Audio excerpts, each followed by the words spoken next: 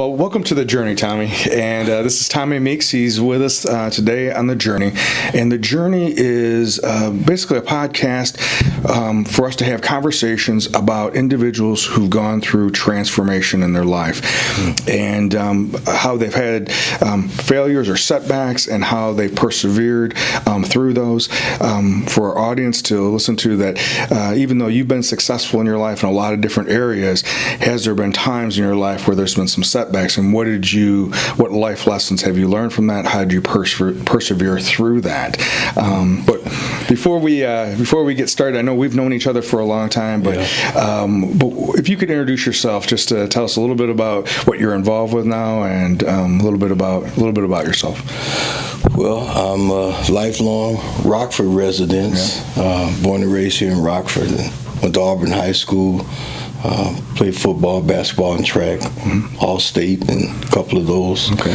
And went on to play college football for Eastern Illinois, where Mike Shanahan was my position coach in his starting days. Okay. Seeing how far he's gone, winning 2 Super Bowls with the Broncos, and I had a lot of great teammates, and went through college, got my degree, physical education, came back to Rockford, wanted to coach high school football and teach, and in 79, 78, couldn't get a teaching job. It was kind of tough.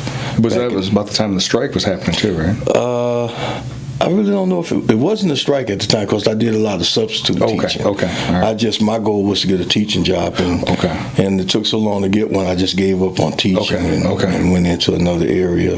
Went to work for FedEx, and at that time had some issues. Talk about the journey, we can get into that a little later. But I retired from FedEx 2009 and went to work for the county, where I help young men and women sometimes that are on probation. I help them find jobs. And now I'm pretty much retired. I work 1 day a week, which is what I want. And I still help people almost every day. Great. So it sounds like you've had a lot of different things going on in your life, and like I said, I've known you for a long time. I had an opportunity to coach some of your kids back when I was coaching at Harlem, and so before we get into your story, and there's definitely a couple things I'd want to dive into. What do you do now? What do you do for fun? What does Tommy do for fun? Grandkids. I have one that's 2 years old. I always worked every day for FedEx. I worked 6 days a week for like 23 years. And I never really had a chance to raise my 7 kids. My wife did. I had 2 marriages. My first wife raised my first 2 kids. So I've always worked, and when you have a lot of kids, you got to work extra. So I missed out on a lot of raising those kids and seeing the grandkids around. So now in my retirement, we have one that we babysit for a lot named Dylan. And out of 15 grandchildren, he's 16. Keep forgetting. He's the joy of my life, to be honest with you. So that's what I do for fun, and watch a lot of movies. And I do my own TV show, like you know. And tell us a little bit about your show. And you've been doing that for 29 years. 29 years. Wow. And tell us a little bit, what's the show about, and some of the guests that you've had on there. The show is called It's Time for a Change. And I named it that because when I got the show, I had made a dramatic change in my life. So it kind of worked. So what I do, I just interview different people that are in the Rockford area mostly, and it's just a 30-minute talk show. I get a chance to interview some very interesting people, and then I get a chance to promote different events that are going on in the Rockford area to help people get their event out there. So I enjoyed it. I met a lot of different people through the years. Successful NBA stars, NFL stars, politicians. Any one particular one stand out at all? Well, the one that stands out the most is Craig Hodges, that played with the Bulls, a couple NBA championships, a three-point shooting champion 3 years in a row. And he's a part of a sports promotion company that I'm trying to get off the ground. He's kind of with me, you know. But he's the one, because he's like, in my mind, like the first Kaepernick. He didn't sit for the national anthem, but he had a vision of how NBA stars and celebrities could help make a difference. Okay. In inner cities around the country. Sure. He wanted to start with Chicago, and Okay. his ability to try to get that out there, it just didn't work. He didn't get a lot of support from Michael Jordan and Scottie Pippen. Not that they were bad people, they just didn't see what he saw. And Sure. he ended up losing his NBA career after trying to really promote things. And I've really taken a liking to him because he gave up a little bit of everything to try to help people. Okay. Yeah, it is an interesting thing. Sometimes, Malcolm Gladwell talks about timing, and timing has a lot to do. It's not necessarily the message or the vision, but sometimes it has to do with timing. And if he came out right now, he'd be on top. Yeah, it would be. It would probably get a lot more traction, and he'd have a lot more a greater ability to get that message out there. Well, really, because you look back, he did this in like 1992, I think it was. And you look at Chicago now. I mean, the South Side, West Side of Chicago is kind of devastating. Yeah. Not a lot of jobs, a lot of crime, a lot of shootings, and I've lost a couple of fraternity brothers over there through violent crimes. Okay. And I think he had the right idea, but it just, like you said, wasn't the time. Yeah, and I think that that doesn't necessarily mean he or we should give up on trying to make a difference. Right. It's just that I think sometimes when we do have those setbacks like that when we go to look at it, maybe the timing played just as much as sometimes a lack of key support, or whatever that may be. So your background is a lot of athletics, and so how did you get involved with athletics? How did that all happen for you? I tell you, there's two people. My uncle, who passed away a while back, my father used to work 2 full-time jobs, so he was like never there. Okay. 2 8-hour shift jobs. Wow. So my uncle came by, I was like about 11, and me and my brother, he was like 10, and he was bigger than me at age 10. Okay. My uncle said, "You guys are too big to be sitting in the house, you need to be playing baseball." So he started us with a church league in baseball. Okay. About a year after that, this white guy named Max Schwartz came into the West Side neighborhood and said, "You guys should be playing football." So he got me involved with First Federal, junior tackle football. Okay. And I started off at a tight end. Eventually moved me to quarterback. Okay. And then I played quarterback the rest of my career. So sports kind of like got me to be a leader early. Okay. And it really helped. So you were a quarterback at Auburn High School. Yeah, I was quarterback playing junior tackle. Okay. And we won the city championship. Then I was quarterback at Auburn High School. Okay. I went to Eastern Illinois as a quarterback. Okay. I played for Mike Shanahan my freshman year as a quarterback. Okay. Junior varsity. Then I moved to tailback. Tailback. And I ended up playing the last 3 years at running back. Okay. All right. Interesting. Okay. And you played all four. And you played all 4 years. All 4 years. They weren't great years, but we did a lot of good recruiting with younger guys, and they ended up winning a national championship, and that ascended Mike Shanahan into the realms of success. Interesting. When you win a national championship, and a lot of those guys were freshmen when I was a senior, but when they won that championship, a lot of them came to us and said, "You guys really helped us become the players we were to get the championship." And then having a good coach like Shanahan, he wasn't a head coach even then, but he was a position coach and just helped the guys move up the ladder. I know that when Caleb, my son, played, that as a freshman, how important that was for him to have the older guys. I mean, it's sometimes a big difference. I mean, you got a 17, 18-year-old going in and whole new world, right? Not with the parents and normal coaches, the coaches they're used to. And then some of these guys are 21, 22, 23-year-old seniors. And he had the same experience where it sounds like what you guys did is he was taken they took him under his wing and really helped him and mentored him, and that made a huge difference for him. Yeah. Well, we had a great football player came in as a freshman named Chris Cobb from South Carolina. Okay. Clover, South Carolina, to be exact. And he ended up taking my position from me because I got hurt in summer practice. Okay. So he started the first game instead of me, and I never gave it up. Okay. So I spent my senior year riding the pine, but it was good to see that a young man of his caliber, and he eventually led him to the championship. Okay. So I didn't get beat out by no Rudy Poo. Yeah. He was a great football player. He had a drinking problem, and I think that led to his death, early death. He played Canadian football for a while, and then I heard he got killed in a car accident. Oh, that's unfortunate. Really unfortunate. Yeah, it's unfortunate.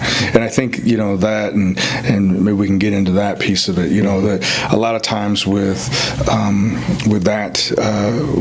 sports, with college life in general, there's a lot of what appears to be just promotion of drinking and partying, and especially, with the whole, if you're having regardless of the team successful or not, there's a status with it. And what was that like for you? Was that you were an athlete your whole time? Was there an element of that happened? Well, I'll be honest. When I was in high school, I never touched a drop of alcohol. I never did any drugs ever in high school. My freshman year in college, I started smoking weed. Okay. And I did that all the way up until FedEx told me 15 years later that we're going to start drug testing. Okay. And I realized that the party was over. Yeah. That's going to happen. So I had to, stop using drugs at that point. Sure. And, right. Okay. I went through, a lot of problems. And you're right. It was like fun, supposedly, but it could really, ruin your life if you let it. And I was going down a bad road. Okay.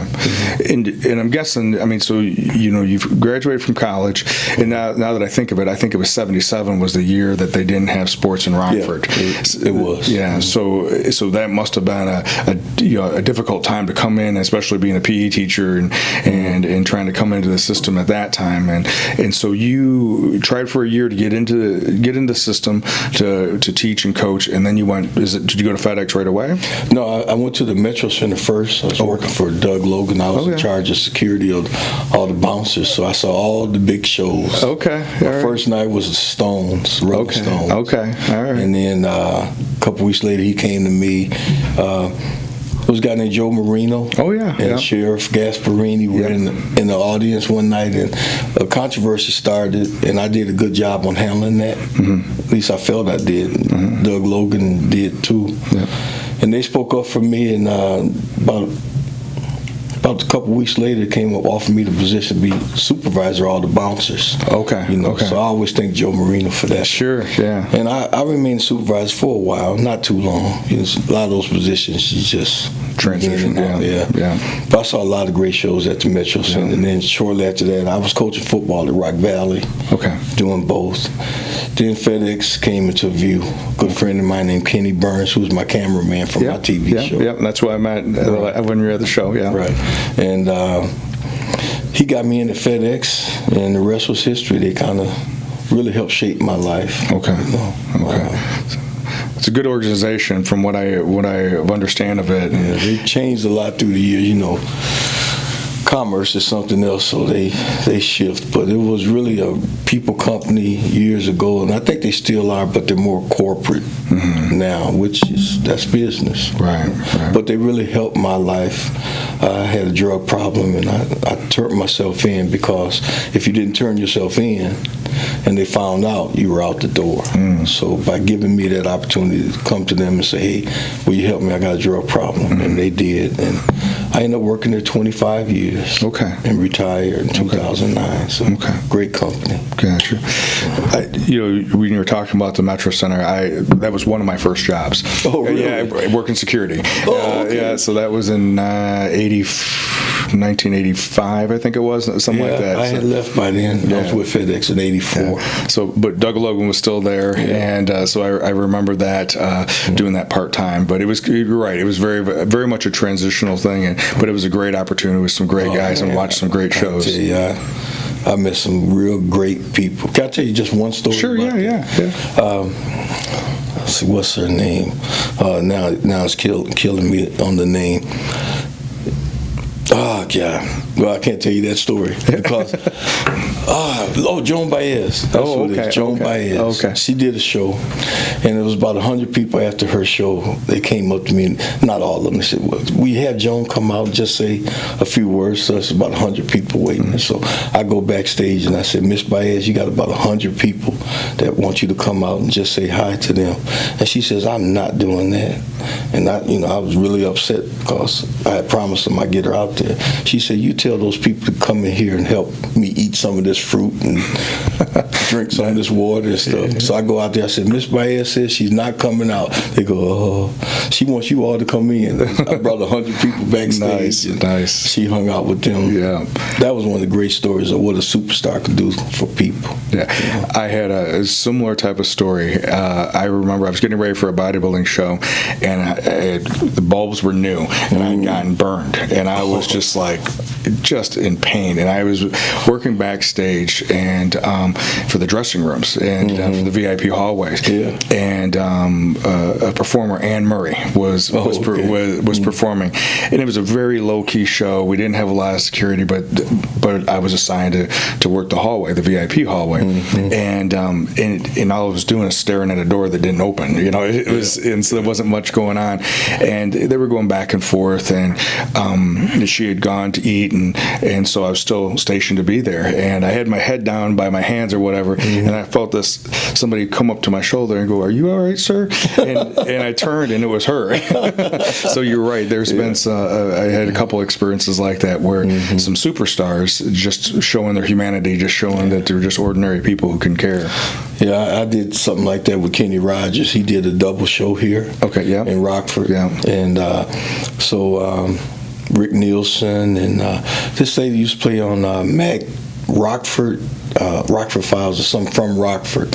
Oh, okay. Jill St. John. Yeah. Right. Yeah. They were all backstage, and I'm hanging around with Kenny Rogers, Rick Nielsen, and Jill St. John. Yeah. Because I was, I was on his door, but he was outside in the hall with us most of the time. Sure. I mean, it's just great to meet people like that because you get a perception of, life is short.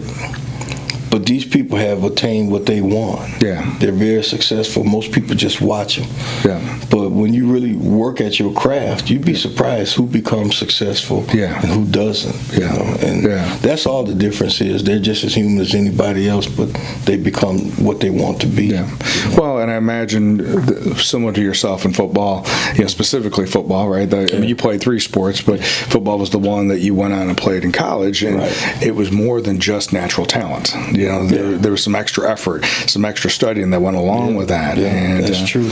And when you think back to that time period, and sports was a lot different then, and even when I was playing, it's a lot. Now it seems like they have camps all year round, and it's a big money maker now. Yeah, I don't know if I like it, but that's just the way it is. Yeah, I hate these year-round athletes of one sport. I played 3 sports, and they make it hard on the guy that wants to play 3 sports. The coach wants you there for basketball, but it's football season. Right. And then after football season, they want you for basketball and all these extracurriculars, AAU and everything, but that's just the world we live in. Yeah. And the ones that stick with it usually are the ones that make it. Yeah.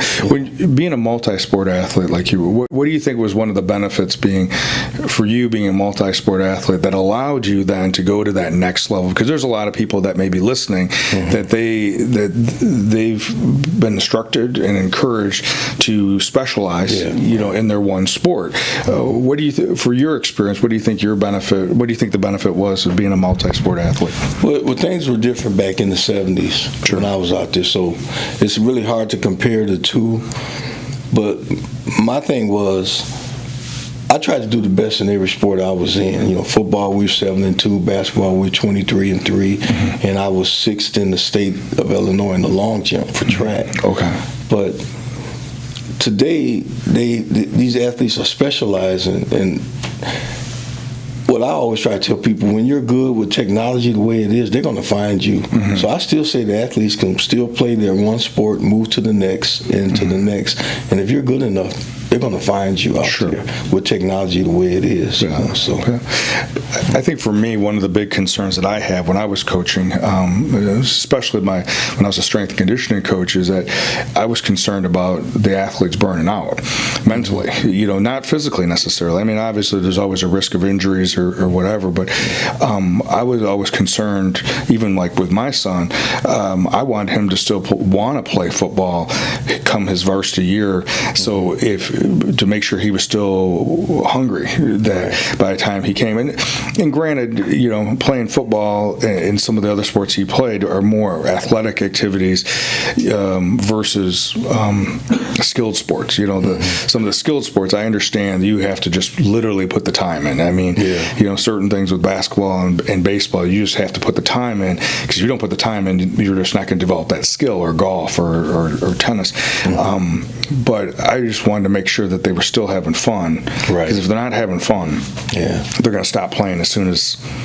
And that's what you see a lot nowadays. A lot of parents are trying to live through their children today, and kids are getting burned out. They don't want to do all this stuff on weekends, but they do it because other people want them to. Right. And then the great ones do it because they really want to. Right. But there's a lot of kids that are doing stuff in excess, I think. That's just me. But it's working, though. I mean, if you want to be successful, you got to put the work in. Well, and I think that, I know for me at least, that was the combination of being able to find that balance. And I was very driven when I was a teenager, and I started off as a 3-sport athlete, and then it was a 2-sport athlete, and then it was just football and bodybuilding, and then I continued with bodybuilding later on. But I never necessarily, I recognized which sports that I wanted to continue to excel at. It was about wanting to try to be the best that I could be, and I knew I needed to put the time in to do that. Right. And it was about putting that time and putting that effort in, that it wasn't just going to come. It's not going to come. So, well, you talked earlier, and so I'm a little curious, and this is kind of, we'll go into that other part, right? So all through high school, and obviously there must have been temptations to get involved with partying and getting involved with different things, but none of that happened then. No temptations for me. I knew very little about it. Oh, did you? Okay. And I knew drinking just wasn't me. So, okay. I mean, I was really into my girlfriend. Okay. I was into sports. So in a lot of ways that you just weren't exposed to it because you didn't expose yourself. I didn't even know some of my teammates were smoking. Back then, and drinking. Until I got into college, and then I started smoking. And then they said, "Oh yeah, we were doing this in high school." I had no clue. Gotcha. Okay. I was the quarterback of the football team, the guard on the basketball team, and long jumper in track, and it just never was in my view. Okay. And then college changed. College, I ran into some guys from Chicago and East St. Louis. That were friends, and that's what they were doing, and I got started, and I never stopped until FedEx said, "You got to stop." Okay.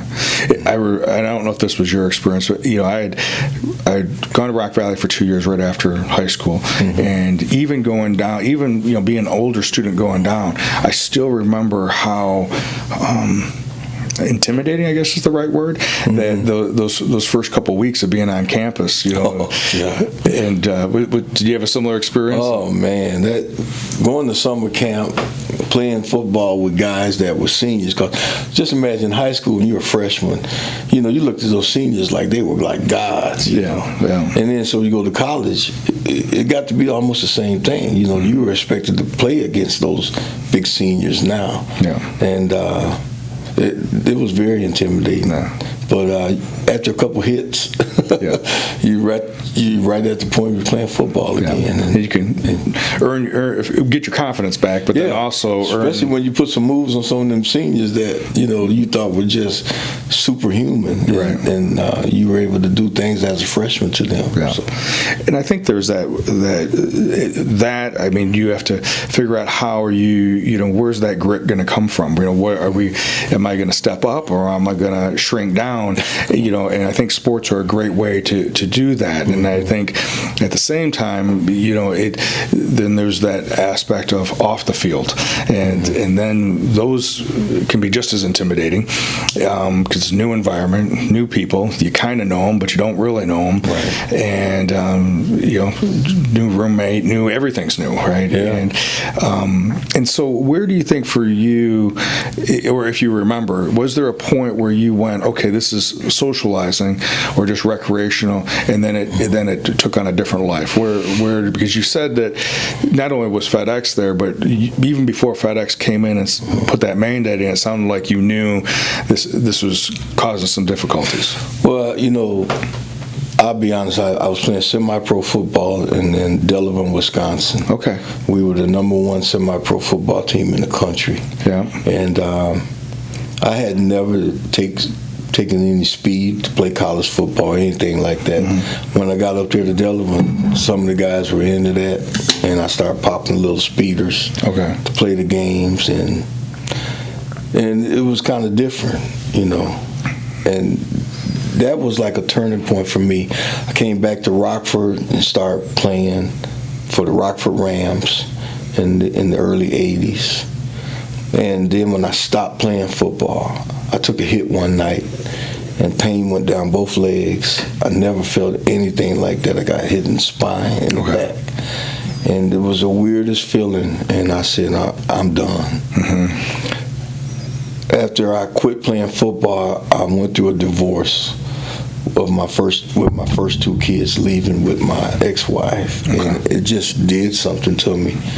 I sunk into a deep drug addiction, and I was there for about 5 years, crack cocaine and marijuana. And I was just gone. But I was still working every day.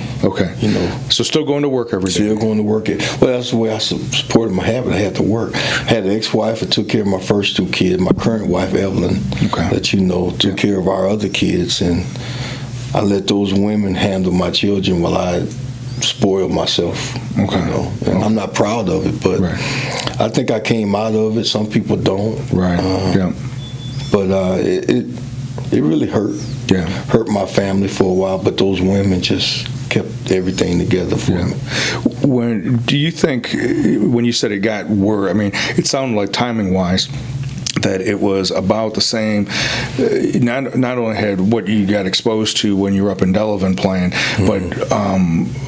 but when you got hurt and that you took that shot and you were done with football. I remember what that was like. When the athlete's no longer competing anymore, and who I know for me at least was, who's Kevin going to be if he doesn't compete? And that was a dark time of not knowing, because my whole identity was wrapped up in that.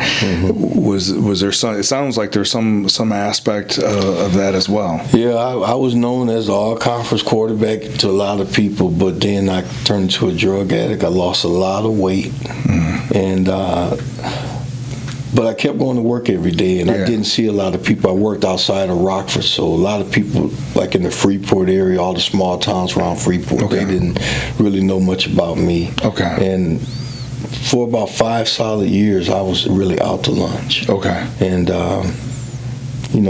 making the comeback, and I think FedEx really did me a favor by saying, either you're going to work here and be drug-free, or you're going to be a drug addict and you're going to be on your own. That was the choice. And I chose to have my job and take care of my family like a man should do. And it was the best decision for me and my family. So as you made that decision to do that, because there's a lot of people that are in that spot where they know they need to make that decision. So tell us a little bit about how that was why you made the decision. Well, how did you go about? What are some of the things that you did during that time period as you're transitioning, and some of those demons are still there. Now you're not medicating them anymore, right? So what'd you do with? Well, I took a trip right before I quit using drugs to Arkansas. With my uncle James and Maggie Wright, and they started telling me about what my mother was like growing up, things she never told me. Okay. Things about my grandfather that I never knew because he died before I was born. Okay. Then I started learning about what my ancestors went through from her voice. Okay. And then they told me about this thing called Juneteeth. I had never heard of Juneteeth. What is that? But when they described it to me that my grandfather never let any of his 15 kids work for anybody on June 19th, it stuck in the back of my head. Okay. And so as I went through the transition of getting off drugs, the things that I was told by my Aunt Maggie and my Uncle Frank, it kind of stuck in the back of my head. So when I really put drugs down, I was trying to find, who am I? Mm-hmm. Where have I been all these years? Yeah. And then I started the things they went through in this country, mm-hmm. and I just took that on. Okay. I ran into a lady named Casey McWilliams. Okay. That was at Cablevision. Her and I, because I went there to complain about BET was on 24 hours a day in Freeport. And the African Americans here in Rockford had to share 12 hours on one channel with the Hispanics with Univision. So both the top minority groups had to share 12 hours a day on Cablevision and had all these other channels down the dial. So I went to Casey to say, hey, Robert Johnson is from Freeport, the guy who started BET. I delivered to his mother. Why is Freeport enjoying 24 hours of BET and Rockford has a share with Univision? So her and I talked all day for about 3 hours. And at the end of that, she said, how would you like your own TV show? I said, how much will it cost me? She said, nothing. I said, how much will I get paid? She said, nothing. I said, okay, I'll do it. And so, you know, to have your own TV show and the access of Cablevision where they would go out, and I started Juneteeth. I started my TV show that April, and I started promoting that Juneteeth event that my aunt told me about in Rockford on June 19th, almost 2 months later. Okay. And they both just been going for 29 years. Okay. Both events, but it did something to the person. I didn't want to be that destructive person anymore. I wanted to help people see what I saw, that, you know, drugs were, at one point, cocaine was going to destroy me. Right. I had saw a lot of my friends dying from cocaine coronaries and all that kind of stuff. And so it just gave me a new lease on life, and I started promoting Juneteeth. By the way, I didn't mention what Juneteeth is. Juneteeth is the oldest African American holiday in the country. After the Civil War, April, I think it was April 10th. Okay. The war was over, and a lot of slaves didn't know that. They didn't have TVs, radios back then. So, in Galveston, Texas, they were still working away as slaves on June 18th, and you know, June 19th, a guy named General Gordon Granger rode into Galveston, Texas, and told those slaves that they were free. And they couldn't believe it, but they wanted their freedom. They started celebrating on June 19th. Okay. And it morphed into Juneteeth, and that's what they call it. I got you. And it spread it throughout the South. Started off as a state holiday in Texas. Okay. So when I took that on, I felt that if those slaves could start celebrating, you know, that they were Americans officially now, they weren't slaves anymore, and all the hell they had went through for hundreds of years prior. I started looking at myself, and I started looking at other African Americans that here we are here now, and our ancestors went through all of that stuff in this great country, and they wanted us to have the best of it. I felt that I should always do the best I can as a man, as an African American man, so that we live up to what they couldn't live up to. Right. You know, freedom, work, earning money, raising a family, being productive. It was up to us to do better. And when I took that mantra on, it's just morphed into like 29 years of TV, 29 years of Juneteeth. Sure. Well, it makes sense that it coincided. I mean, by no accident did you go down to Arkansas, right? And Right. asking those stories, because that whole time, that same Tommy that was, star football player, 3-sport athlete at Auburn, who goes on to Eastern, was that same one that's going to ask those questions and going to be listening to your aunt and uncle tell those stories about your grandma, and hearing all those stories, and it started planting some seeds. Yeah, it did. And being able to use that as a springboard for transformation, not just, first and foremost for yourself. And what I'm hearing you say is that because of what you've learned about that June 19th and what it represented and what it meant, then to choose to do something that's going to get in the way of that, like a drug or like something like that, then this is bigger than you. Right. This Juneteenth and what it represents is much bigger than anything temporary at that moment. Right. I really felt that. I mean, years later, there was a guy named Ryan Petty. He used to run the Chamber of Commerce here in Rockford. Yeah. He was from Texas. Okay. When I started promoting Juneteenth, the Chamber became some of my bigger sponsors. Okay. He was so supportive, a white guy, so supportive of what I was trying to do.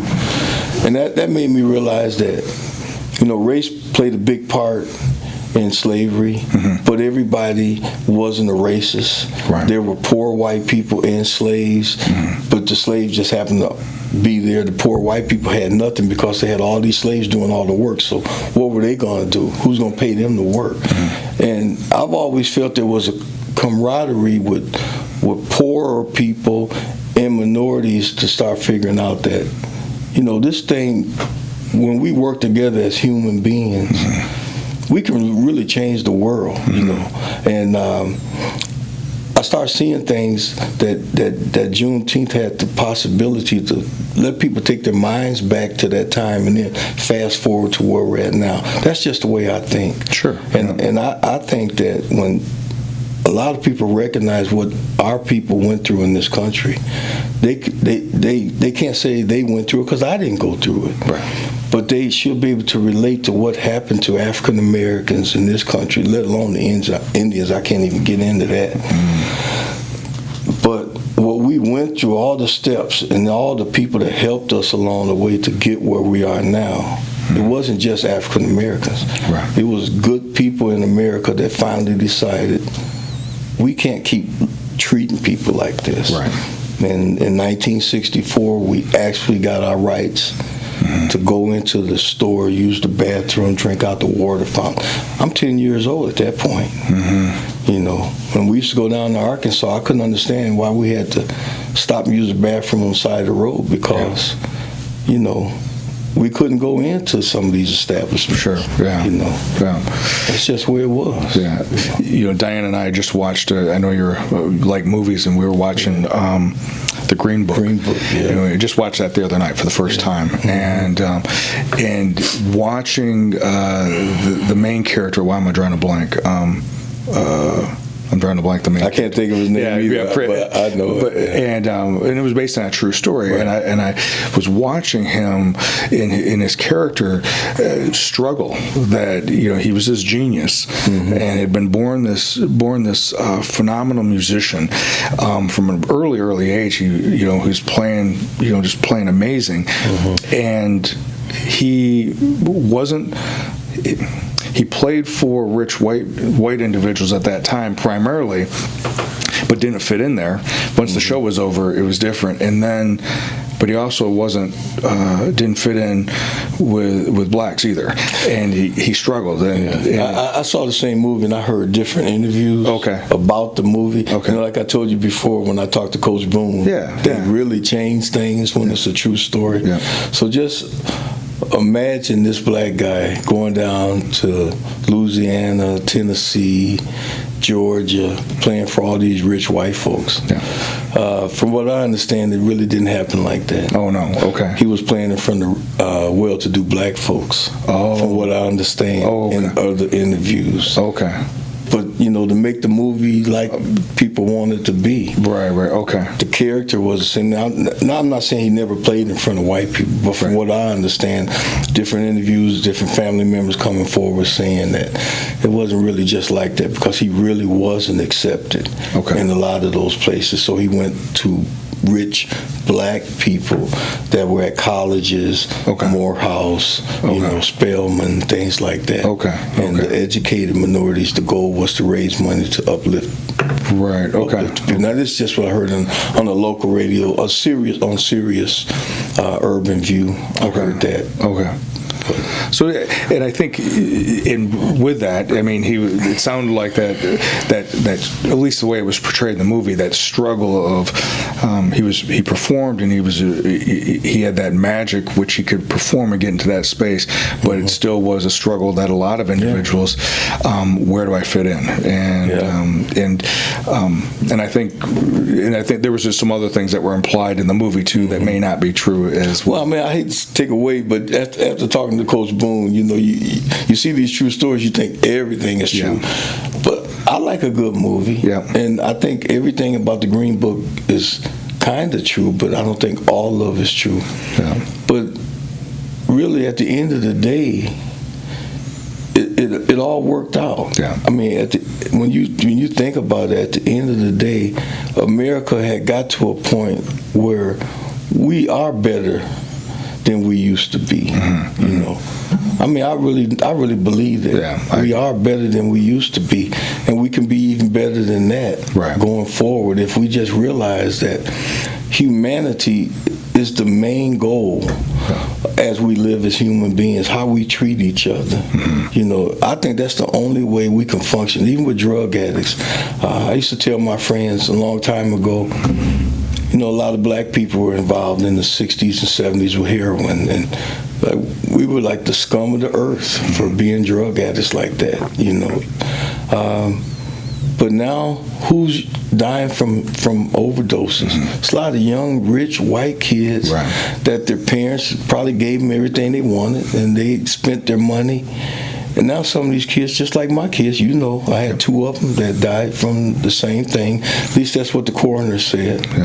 Me and my wife choose to believe it was something else, but they did have drugs in their system. And we done a 360 on heroin. I've always believed we should help people with drug problems so that they could see their way out of it and then come back to society. And in the 60s and 70s, they just want to lock everybody up. Now, they're trying to help people. And that's what I mean by we always can become better people. Well, and I think that key to it, and I want in a second I want to make sure I bring this up, and then I'm going to touch base with you about your family. And but I just listened to someone just recently talk about it's this development of evolving from it being about me to it being evolving to we. And as we evolve to the we, instead of me thinking always about myself, but thinking about whoever my neighbor is, thinking about the person next to me, then I have a greater opportunity to do good. When I'm always thinking about me, I have a limited capacity how good I can excuse.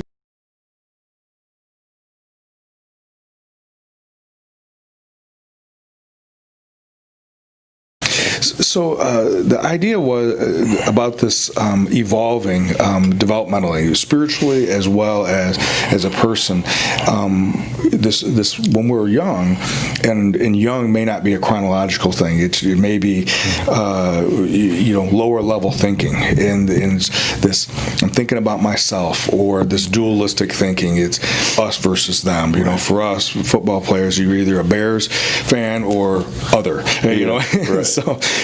So this, and then at some point, I remember evolving to that, enjoying watching the game, and not necessarily needing a certain outcome to be there. And because I just enjoyed watching football, and I think that is how, like what I hear you saying, of as you were focused on yourself, in which we all go through, and then as you were listening to stories of your grandmother, via your aunt and uncle, and knowing that it was time for a change, didn't know how that was going to happen. Didn't. And then a couple things come together. And like all of us, it's usually some bottom.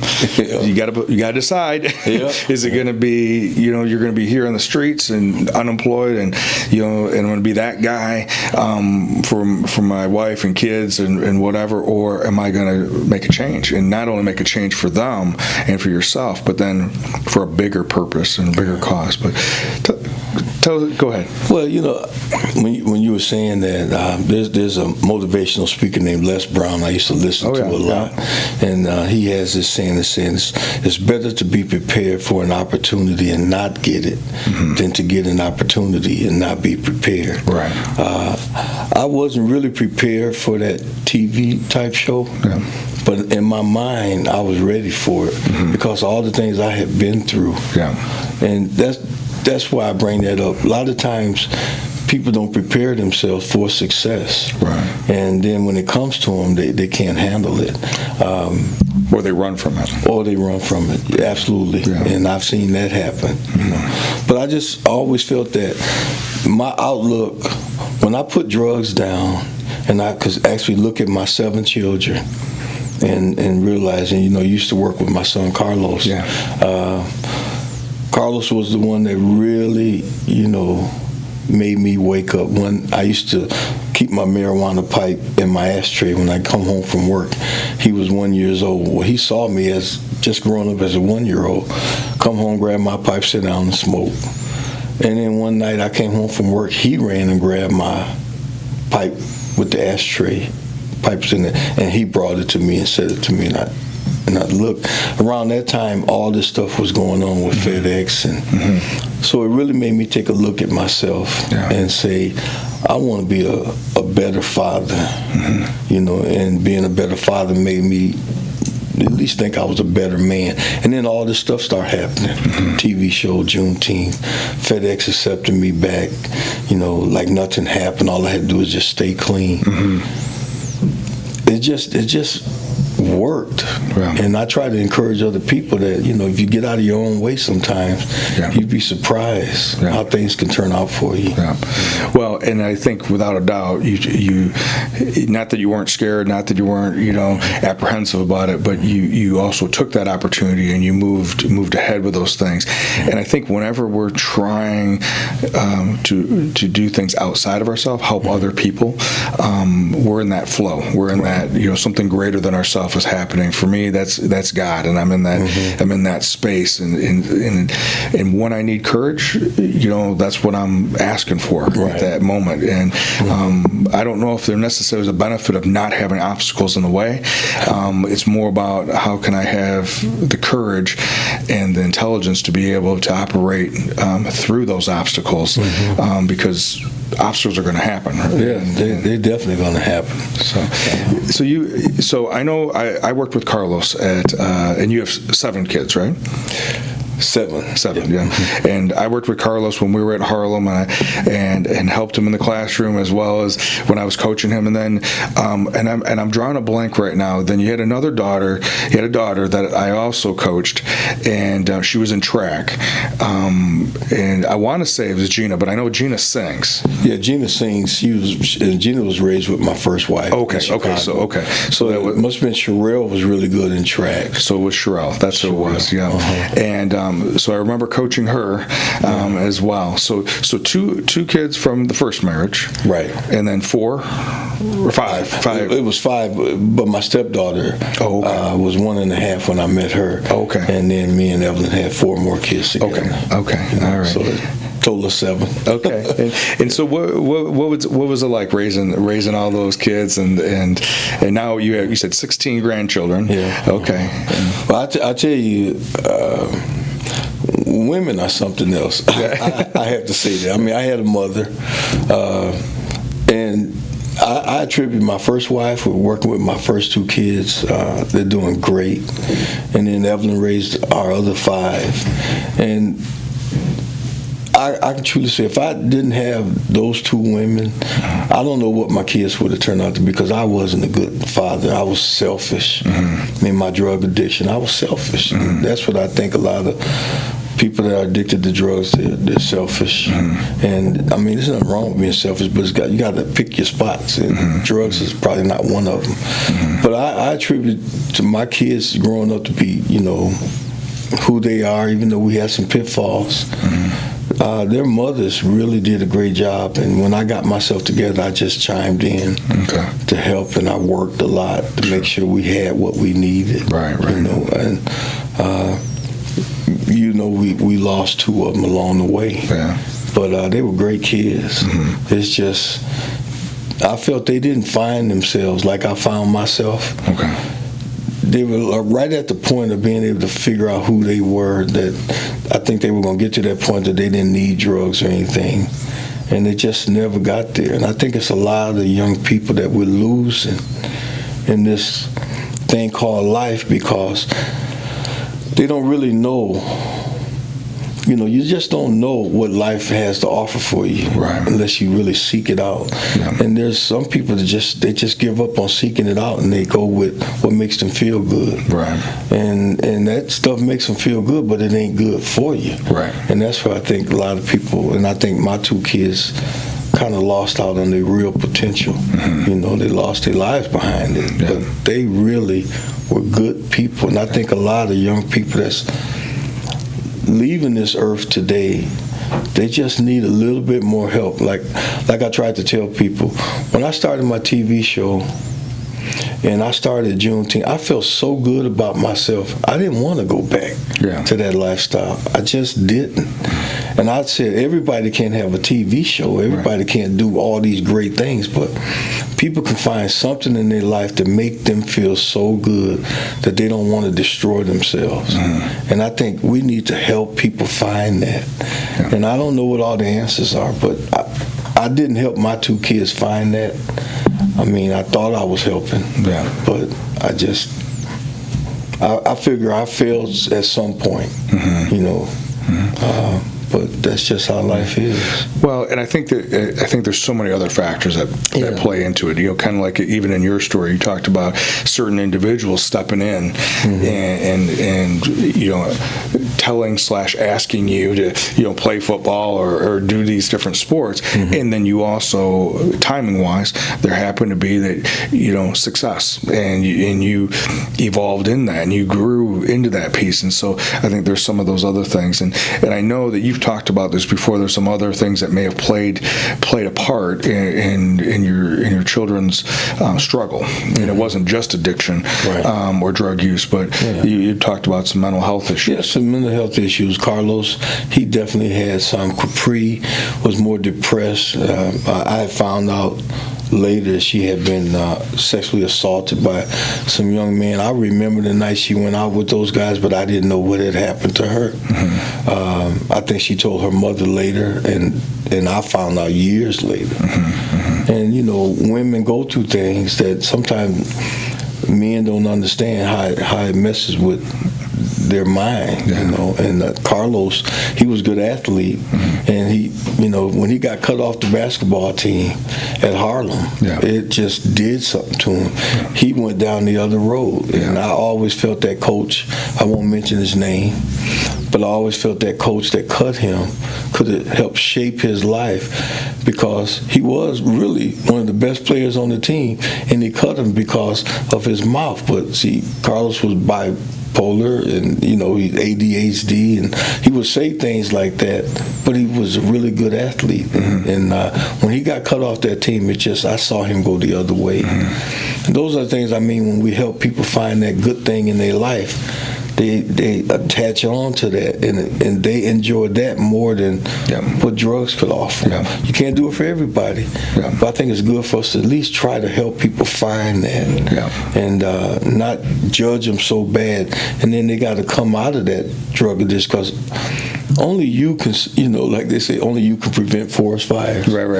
Only you can stop yourself from using drugs. Right. I mean, there was nobody else. Nobody was pressuring me.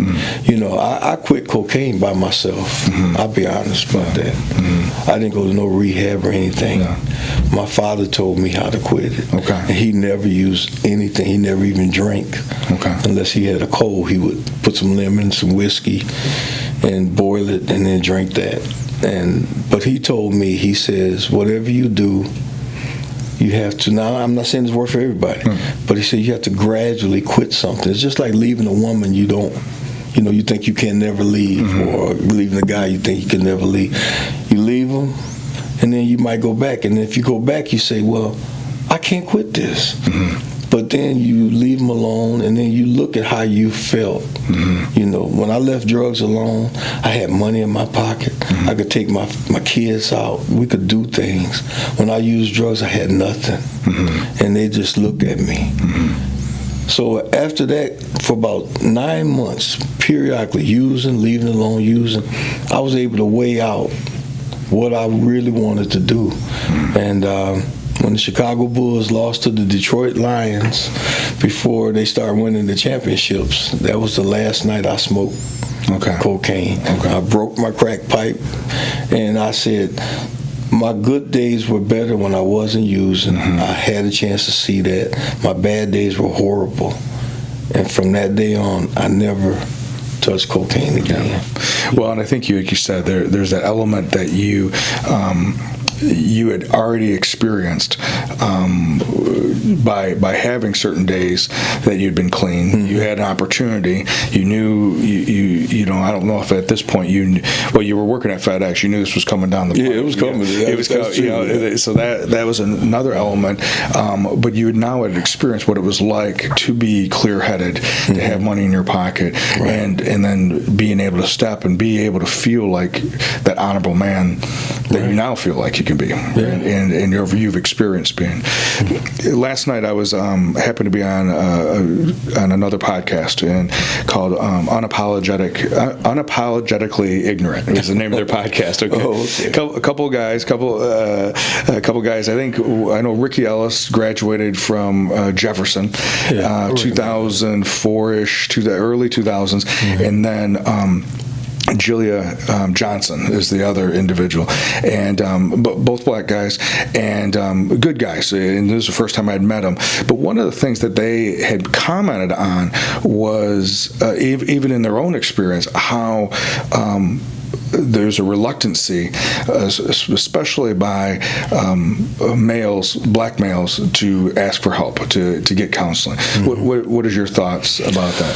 Well, I know a young man that's into counseling named Kevin Thomas. He came to me last November about that same. We did a TV show on it.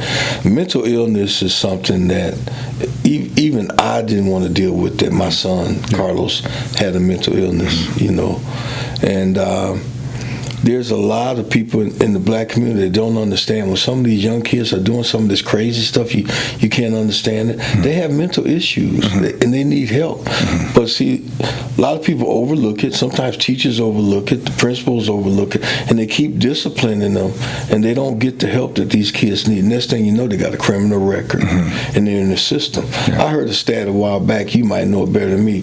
Way over 50%. I can't say way over, like 50 to 60% of all inmates have some form of mental illness. Yeah, something like that. And if people don't understand that, if you can't help them get their heads clear, they're going to be a burden on society. Right now a lot of them are in prison. So I know that mental illness plays a big part in the black community. That we have to start recognizing this. There was a doctor named Charles Smith who started Group Hope. Yeah, he's a friend of mine. So Dr. Smith came to me. I used to work with his daughter, Karen. And he says, Tommy, there's a big problem in the black community. I need your help. Can we set up some Group Hopes in the black community to see if we get more African Americans to come and try to hash out some of the problems?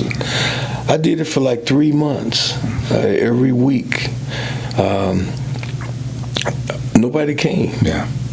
No, and I knew people. One lady came, and the description of her daughter's problems. I hate to see where that girl is at right now. Yeah. It was terrible. Yeah. But she couldn't get her daughter to come. Yeah. She couldn't get her daughter to pay attention to some, counselors that could really help her. Yeah. And it just goes on. Yeah. Well, last night when we were talking, they asked me, what can they do? If someone they know, or they're concerned about, they care about, what could they do? And I said, well, part of it is what they were doing last night. We were just on the show having a conversation about the topics of depression, suicide, anxiety, substance abuse, and I know that that's what you and I talked about in your show that we're talking about like right now. Right. I know that on Juneteeth, on June 19th, I'll be out and we'll be talking a little bit about that. I think the more that we can talk about it, the more that we can be more open about it. You've been very transparent about sharing your story and how you've been able to make a change. And what was your why for that change? And I think that's all part of it, hopefully, that we can slowly start breaking the stigma around it. Not just, I think it's hard enough for us as males in general, and then if we have other things that we don't have anyone around us that's actually gone and gotten help or been willing to be vulnerable enough to ask for help. Right. And then at the same time, in our field, in my field, are we going to be open to helping? And how are we going to be able to help and not fall into stereotypes or not fall? And I think it's all those things together. We can start making a difference. I totally agree with you. I think when people need help in this world, they should get it. Yeah. All the way up until they don't want to accept it anymore. And then when they don't want to accept the help that people are offering them, they're on their own. Yeah. But at least we got to be there to help people. Yeah.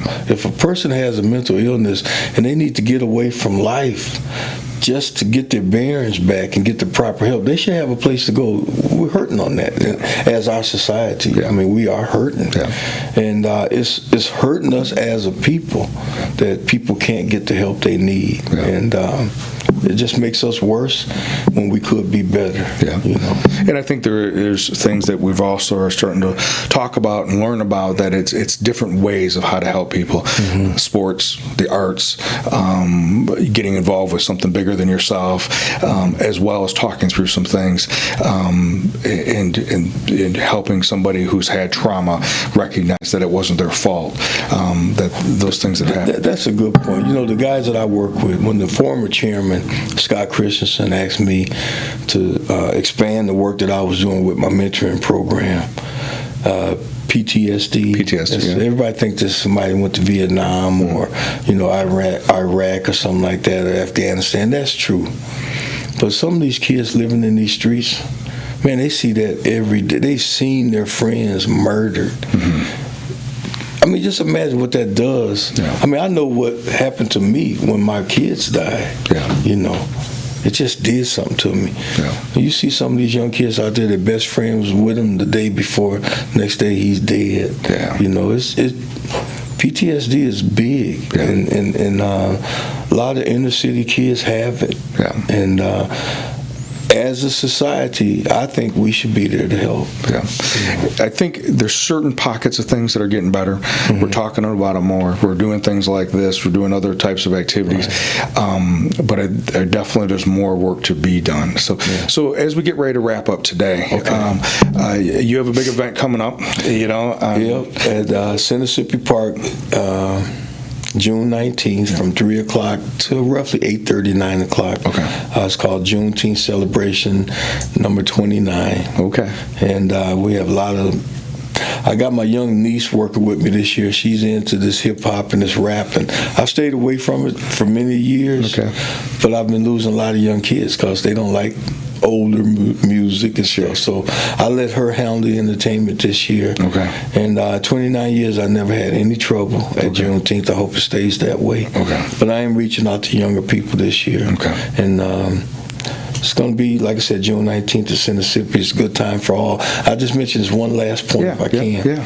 My cousin was a big songwriter he traveled the world with Mariah Carey. Okay. He was her music director for like 5 years in Vegas, and then they traveled the world. He wrote for Janet Jackson, Michael Jackson, Prince, Celine Dion, Sting, down the list, hundreds of big performers. And he died last September. Okay. And a lot of people never really knew how great of a songwriter he was, but we knew it, and a lot of people in Rockford knew it. Mm-hmm. So we're having a tribute band of some of the songs that he wrote for big stars. Okay. And that's what we're going to finish our event that night, and then I'm going to offer up a free trip for two if you're there. Okay. And you have a special free ticket that you don't have to pay for. If I pull your number, send you to Galveston, Texas, maybe Houston, then you go to Galveston because it's a little island for a celebration of June 19th. Okay. And, trip for two, free. All right, nice. When is the tribute band going to be playing?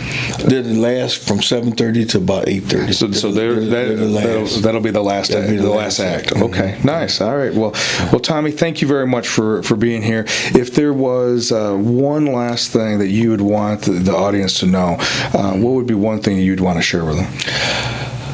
There's two words that I like to share with people: love and forgiveness. Okay. I think those are the key words that if we start living like that, we could fix a lot of problems in this world. Yeah. Plus, humanity is important. Yeah. So forgive and be more loving. Yep, that's it. And then be able to accept love. Right. Tommy, thank you very much for being with me today on the journey, and I know that there'll be a lot of people that'll benefit from getting to know you a little bit more. I appreciate you more than you know. I really think you could have helped my son. Yeah, I really do. I wish I would have had some more time with him. Yeah, me too. So, thank you. Thank you. Thank you very much for being here with us today, Tommy Meeks on the journey. And next week, please join us as we have another episode. Thank you very much.